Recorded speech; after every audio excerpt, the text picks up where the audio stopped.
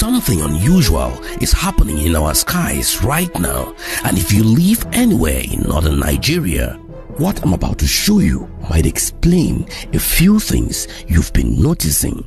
Flight tracking data from the past month reveals a pattern. A single aircraft taken off from Accra, Ghana, crosses into Nigerian airspace nearly every day, loops across the north for hours, and then returns to base. Now, this isn't a commercial flight. It's not showing up on regular passenger manifest. And according to Reuters, investigation published December 22nd, it's a highly modified surveillance jet operated by a US military contractor. But here is where it gets interesting. At almost the exact same time these flights started, something else happened in Zamfara state that nobody saw coming. Men who used to terrorize entire villages, who made farmers abandon their lands, who kidnapped hundreds of school children. These same men are now on camera begging President Tinubu to stop the bombing.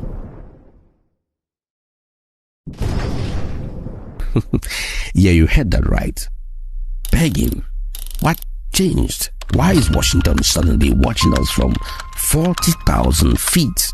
And why are Nigerians' most wanted criminals choosing prayer over warfare? So stick with me, because what's unfolding in northern Nigeria right now is bigger than most people realize. And by the end of this video, you would understand exactly how intelligence in the sky is reshaping the fight on the ground.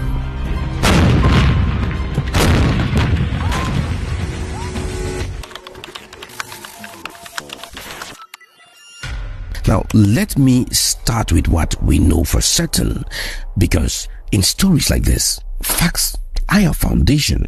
According to flight tracking data and reporting from Reuters, the aircraft in question is a Gulfstream V. Now, when you hear Gulfstream, you will start picturing celebrities, an executive sipping champagne at 45,000 feet. Now, that's not what this is.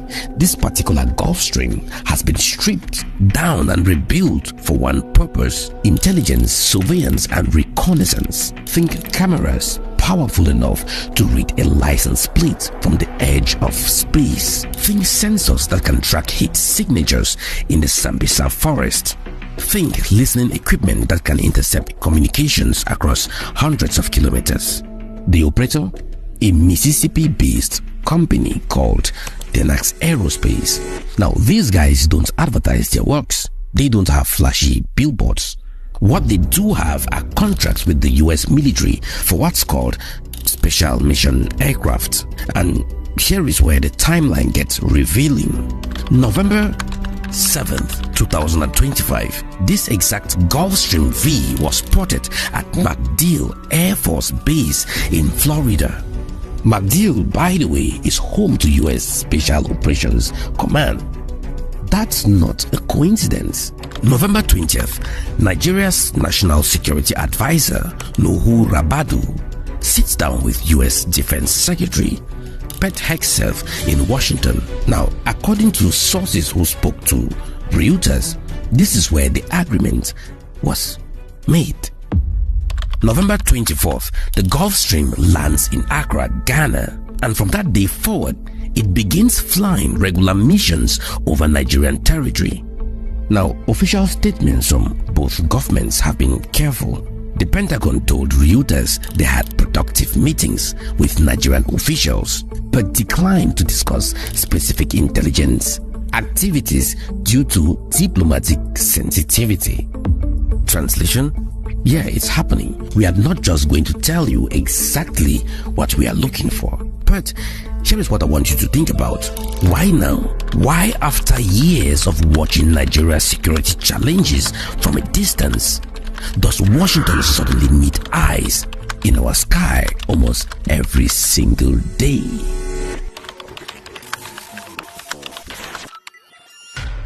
Now, to understand why this is happening now, we need to rewind 1 month earlier. In November, US President Donald Trump made a very public statement about Nigeria. He warned that America could take fast military action if the Nigerian government didn't stop what he called the slaughter of Christians. Now, the Nigerian officials pushed back on this framing, pointing out correctly that both Muslims and Christians are victims of armed groups in the north. The violence isn't neatly sectarian. It's about land, it's about resources, criminal economics, and state collapse in certain areas. But here is the reality of international politics.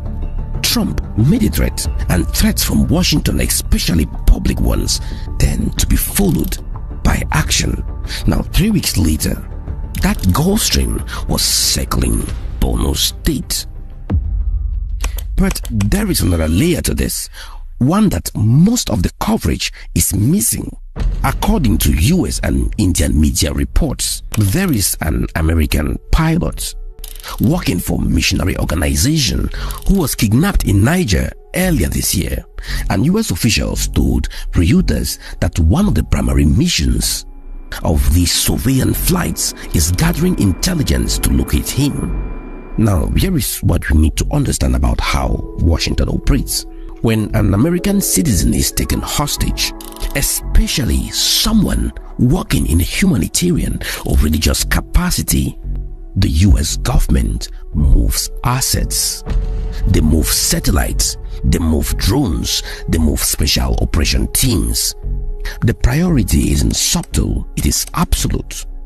So the question becomes, is this surveillance primarily about protecting Nigerian Christians or about finding one American pilot? Or is it about something even bigger? So let's zoom out for a second and look at the regional chessboard. In 2024, Niger had a military takeover. The new military junta kicked out US forces and shut down a major American drone base. Shortly after, they welcomed Russian military advisors. That base was Washington's eye on the Sahel, on jihadist movements, on trans-Saharan smuggling routes. Losing it was a major intelligence blind spot. Now, look at what's happening. Ghana becomes the new hub. Nigeria becomes the new theater. And suddenly, the US has rebuilt its West African surveillance corridor, just through a different route. Liam Carr, who leads the African team, analyzed the flight data and said exactly this. Washington is re-establishing its intelligence presence in West Africa after the Niger exit. So when you ask me, is this about Nigeria? My answer is yes. But it's also about Russia, it's about China, it's about who controls access to security information in a region that's becoming more strategically important every year. But all of that, the geopolitics, the great power chess game, that's happening at 40,000 feet. You see, what I want to show you next is what's happening on the ground, because that's where the real story is.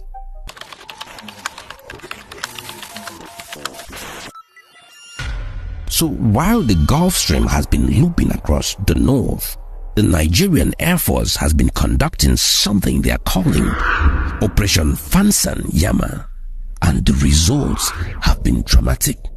On November 14th, the Air Force announced precision strikes on a major bandit stronghold called Surikam in Tafe local government area of Zamfara.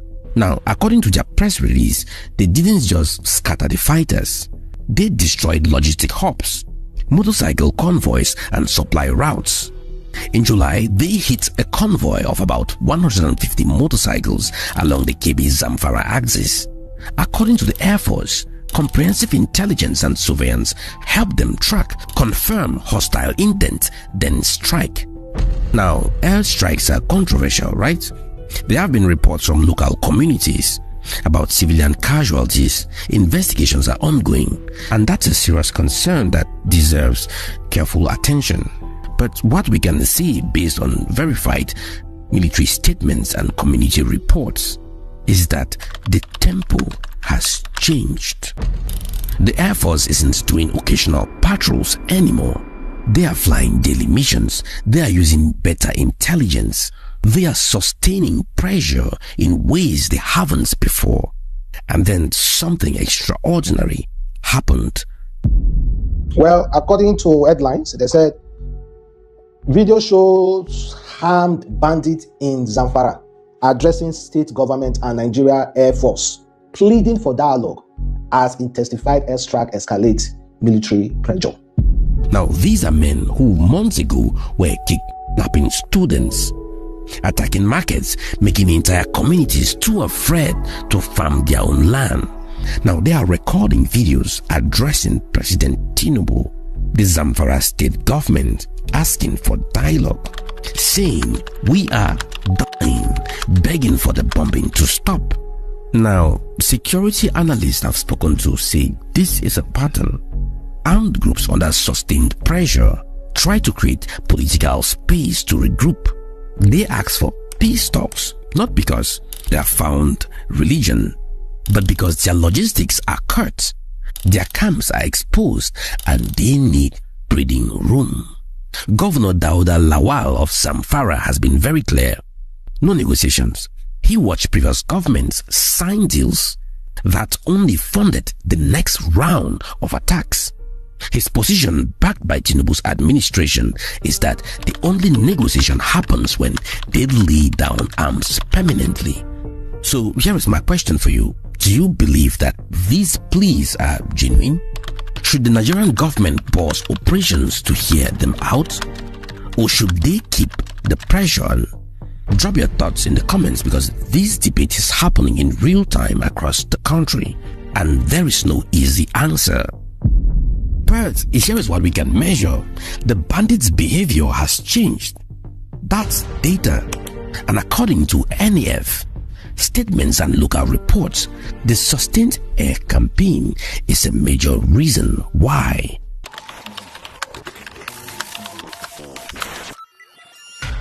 So let's connect the dots. You have US surveillance flights collecting high-resolution intelligence over northern Nigeria since late November. Flight tracking confirms this. You have Nigerian Air Force strikes becoming more frequent and more precise around the same time. Official statements confirm this. Now, no official source has publicly said the US data is feeding directly into Nigerian strike planning. That level of operational detail stays classified for obvious reasons. But analysts watching this say the pattern is clear. Better sensing from above usually leads to more targeted strikes on the ground. Now think about how this works in practice. Without good intelligence, airstrikes are risky. You might hit the wrong target, waste munitions on abandoned camps, or worse, harm civilians. The margin of error is massive. With real-time or near real-time intelligence, you can track movement patterns, verify targets, strike when convoys are in open terrain away from villages. The margin of error shrinks. Now, according to the IMF and World Bank data, insecurity in northern Nigeria costs the economy billions annually through disrupted agriculture, displaced communities, and blocked trade routes. Every month, these groups operate freely. That economic damage compounds.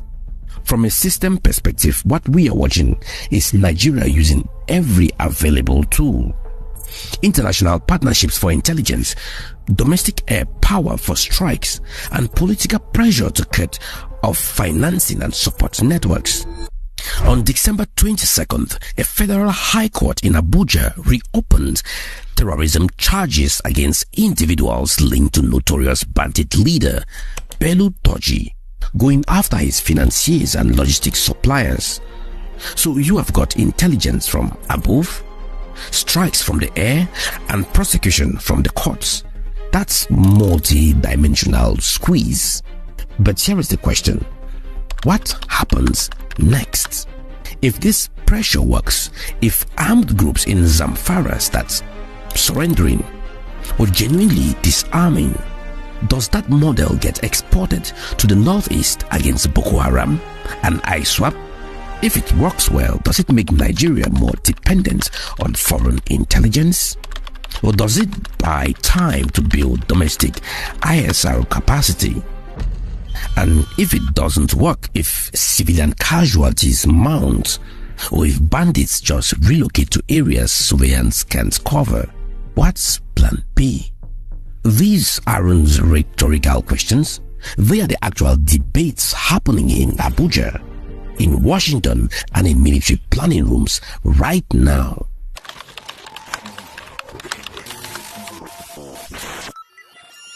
So let me bring this full circle. What's happening in Nigeria right now is a test case of how security partnerships are being rewired across Africa.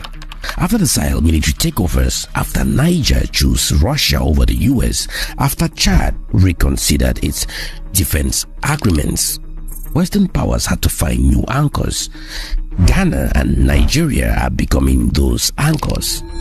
But this comes with question that every African nation watching this will have to answer for themselves. When you invite foreign surveillance into your airspace, even with good intentions, who ultimately controls what gets seen and what gets acted on? When precision strikes becomes the default response to insecurity, what happens to the lower work of governance, development, and addressing the root causes? And most importantly, are we building systems that make Nigeria stronger and more self-sufficient in the long term, or are we creating dependencies that could limit our options in the future? Now, I don't have those answers. Nobody does yet, because these are still unfolding. But what I can tell you is that the combination of US intelligence and Nigeria military action represents a significant shift in how West Africa's security challenges are being addressed. The bandits begging for mercy in Zamfara, they are feeling it. The geopolitical chess game between Washington, Moscow, and Beijing over African partnerships, it's playing out in real time. And the choices Nigeria makes in the next 6 months about how to use this intelligence, how to protect civilians, how to balance partnerships with sovereignty, those choices will echo across the continent. 1. The US surveillance flights over Nigeria are real. They are daily, and they are part of a larger recalibration of Western security architecture in West Africa after losing the Niger base. 2. Nigerian military operations in Zamfara and the northeast have intensified with more precision and sustained pressure, and the behavioral change in armed groups from threats to pleas suggest the pressure is working. 3. This moment is a test, not just for defeating bandits or finding a kidnapped pilot, but for how African nations can leverage partnerships without losing strategic autonomy. If you found this video valuable, if you've learned something which didn't see in the headlines, do me a favor, share this video, like the video, send it to someone who still thinks international news doesn't affect daily life in Nigeria, because it does, and drop a comment with your take. Should Nigeria continue with this level of military pressure, or is there a better pathway forward? I read every comment, and your perspective makes this community sharper. If you are new here, welcome to the Strategic Lens. We don't just report the news, we decode the systems behind it. Hit the subscribe button, turn on notifications, because we are tracking how this unfolds week by week. You see, the sky above Nigeria is being watched more carefully than ever before. The question is whether what's seen from up there will translate into safer communities on the ground. And that's the story we are following. I'll see you in my next investigation. Bye. Do you support what this guy said? If you do, put it on the comment section. Bye.